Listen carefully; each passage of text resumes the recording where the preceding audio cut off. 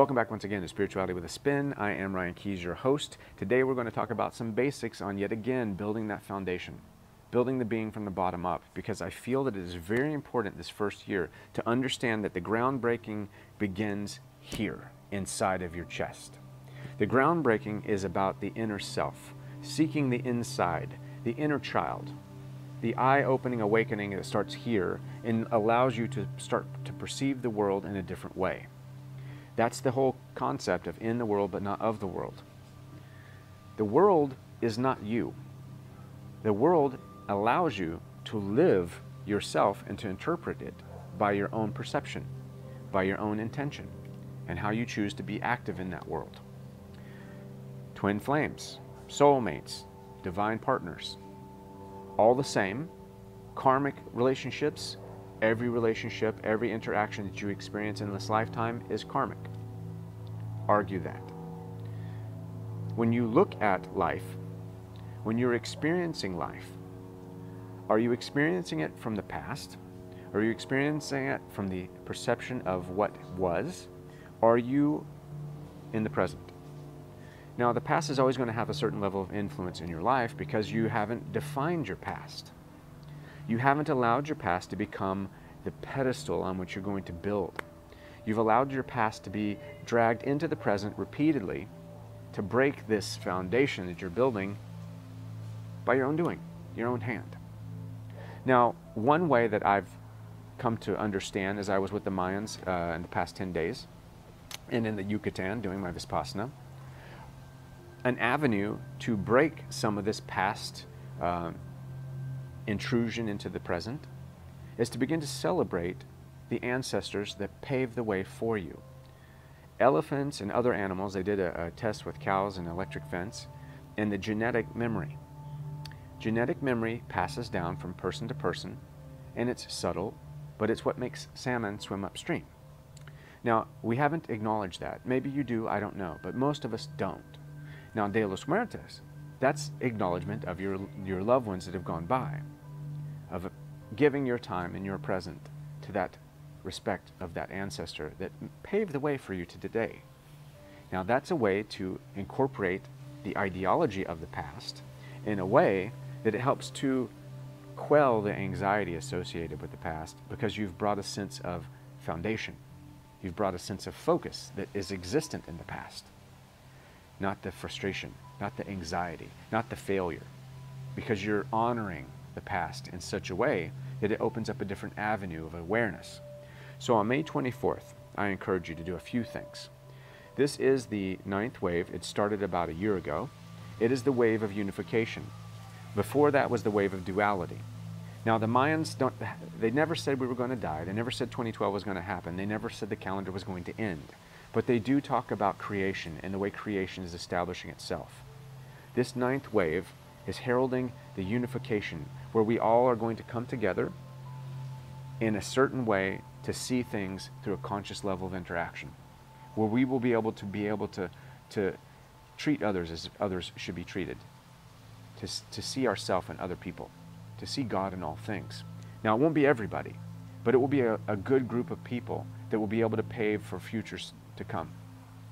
So, one of the techniques that I would like for you to experience on the 24th, if you would, take a small glass of water, or whatever it is that you want to put up there, coffee, tea, it doesn't matter, and a little something like a snack. Put it on a counter or someplace where it won't fall or won't have any kind of something that will happen to it. And just say an acknowledgement to your ancestors. Today I stand in honor of everything that you did to get me to where I am today. I honor you and your ancestral knowledge. I ask that you come into my life and you come into this being and help me to facilitate and to advance with all the knowledge and all the awareness that you had to bear in the past. And you begin to bring this level of appreciation for your ancestors, and we'll start the May 24th day off like that. Then I would love for you to begin a process, if you wanted to. It's kind of like Louise L. Hay's process of mirror work, but I call it a self-reflective work. We've come to use the mirror either for judgment or to deliver us into a level of expectation. We rarely use the mirror to identify ourself in a symbiotic way. Now, I would like for you to incorporate 10 minutes of talk time to yourself over the 10-day period, where you begin to facilitate, where you begin to talk to yourself as if you were your friend. When you see your reflection, like I'm seeing now, you will see me, I'm seeing my camera, so I'm going to improvise. If this was your reflection, you'd be saying something to the effect of, I see you, I appreciate you, I appreciate all the things that you are.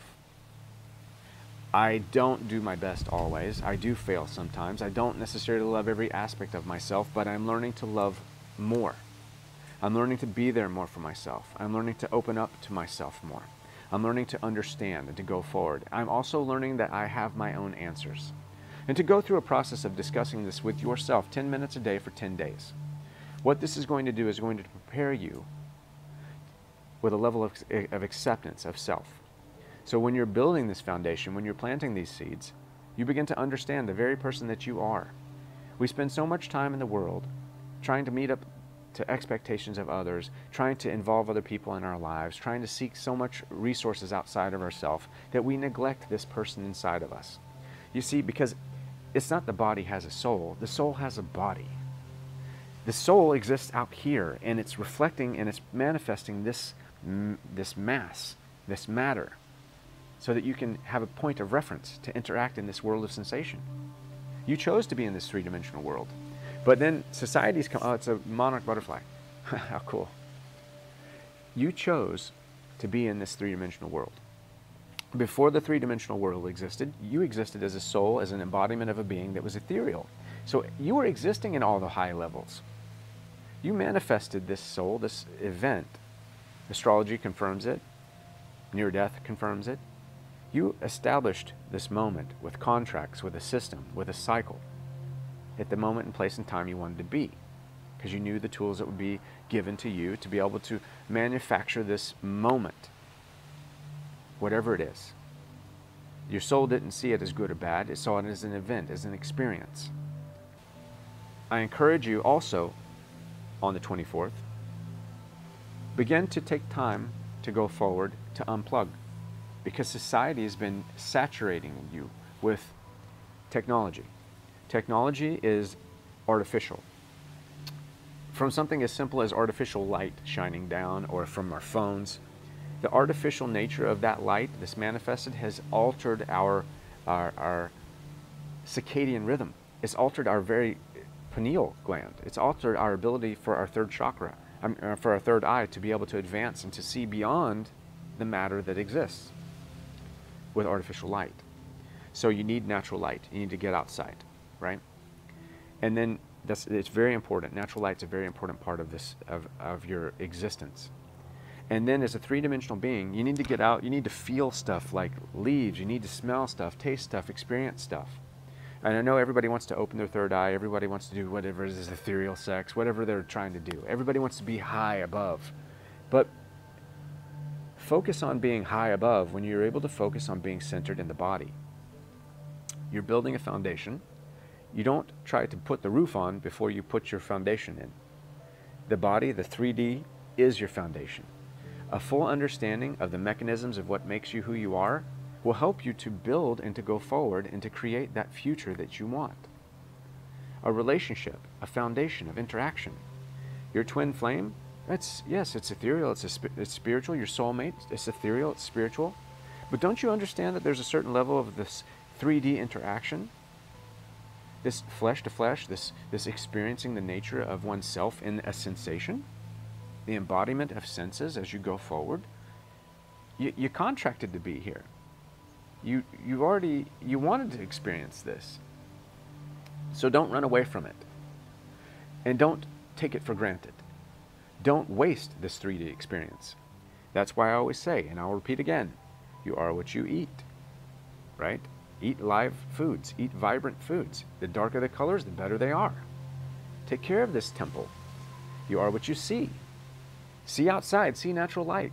Stop looking at things that corrupt your brain, corrupt your mind. You are what you listen to. Ambient music, wind, laughter. Listen to things that enhance your soul. You are what you do. You don't have to be a guru with thousands of people following you. to do something that will make a difference. You could be at Home Depot, you could be at Target, you could be wherever you're at. You could be on your first year of college wanting to get a PhD so you can change the world. You can start changing the world right now. Changing the world begins by changing yourself.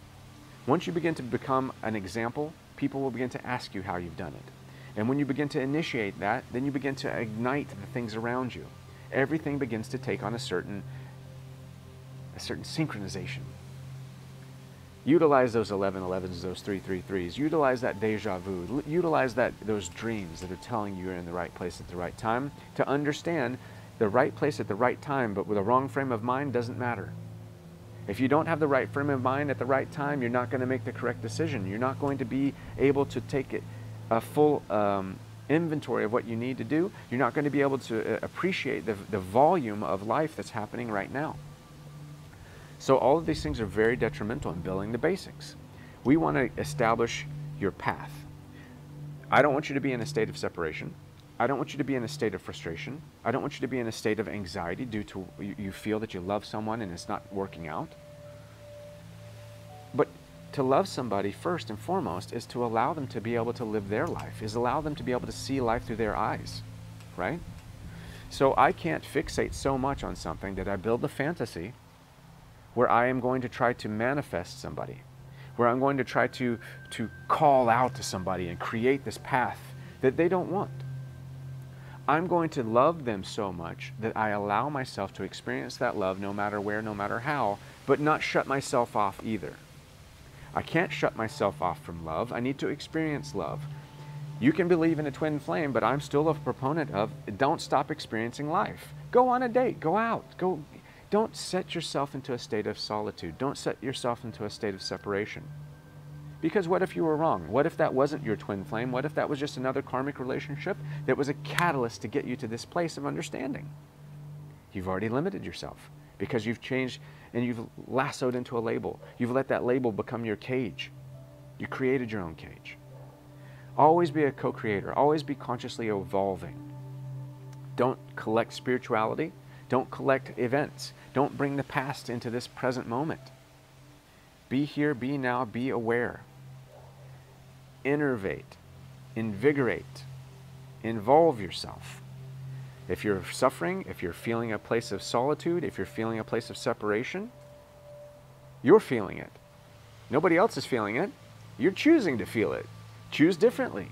If I'm cut off from the rest of the world and I'm feeling, oh, I'm so down, I'm so depressed, well, I need to change that. How do I change that? I change my action. Like Einstein said, insanity is doing the same thing expecting a different result. So if I'm sitting in solitude, if I'm suffering, I go serve. I become of service. Then my life begins to be less. I'll tell you what, if you're suffering right now, go to volunteer somewhere and it's going to change your life. In fact, I've gotten a lot of people that complain about paying somebody to coach them or paying for advice. I issue a challenge. I will give you assistance and I will help you in some way if you begin helping other people, and you can prove it. You go out and you volunteer, whether it's the boys club or whether it's the Red Cross or whether it's a shelter or whether it's a church, whatever it is. You go out and spend your time planting seeds and helping other people. I'll help you, and it'll be completely pro bono. But I come from a place where I believe that the concept of victimization is so deeply involved that we will not seek an answer. What we're seeking is we're seeking a collaborative story in our suffering. You don't necessarily want the truth. You don't necessarily want to change. When you want to plant a field to survive, so you need a crop that's going to be raised up so you can harvest that crop so you can eat, you have to plant the seed. Planting a seed is by doing something, seeing something, saying something, changing something. It's not about imagining. It's not about finding a valid opinion that validates your suffering. It's not about finding something that's going to enable you to continue to separate yourself. If you're feeling these things and you want to change, you have to put effort, you have to commit. And part of committing is an exchange of energy. You have to exchange your energy as a belief. That's why people charge. That's why when you come to me for your teeth, I'm going to charge you. I'm not going to do it for free.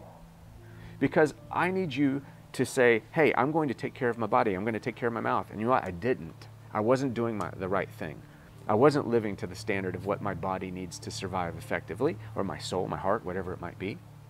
But now I'm going to. So I'm going to invest. It's like when you go out and you buy a car. Life is about investing. Life is about planting the seed. It's about taking a stance, drawing the line in the sand and saying, no more. I stand here and I'm going to stand strong, and I'm going to do it, I'm going to move forward. It's not about seeking out people that will allow you to continue the suffering. So if you work with me, or if you're listening to me, we're not going to allow you to sit in a state of suffering. Changes might be hard, of course. My life, it's been not easy at all.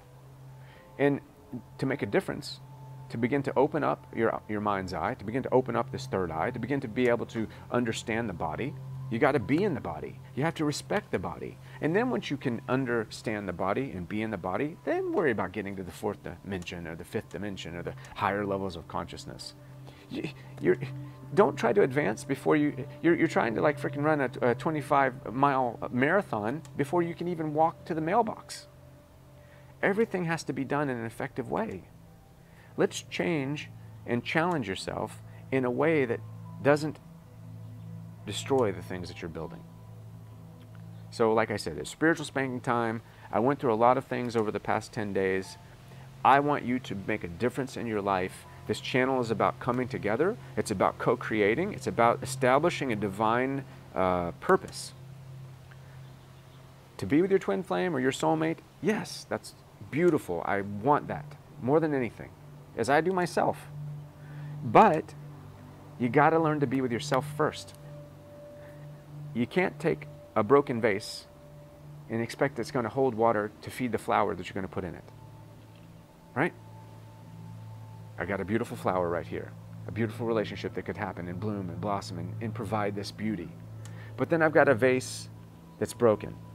Well, I'm going to put this flower in a broken vase. I'm not going to be able to fill it with the water that's going to nourish it to allow it to stay. Let's fix the vase, then fill it with the water, and then the flower will blossom on its own. Peace, light, and love. I will see you on the other side.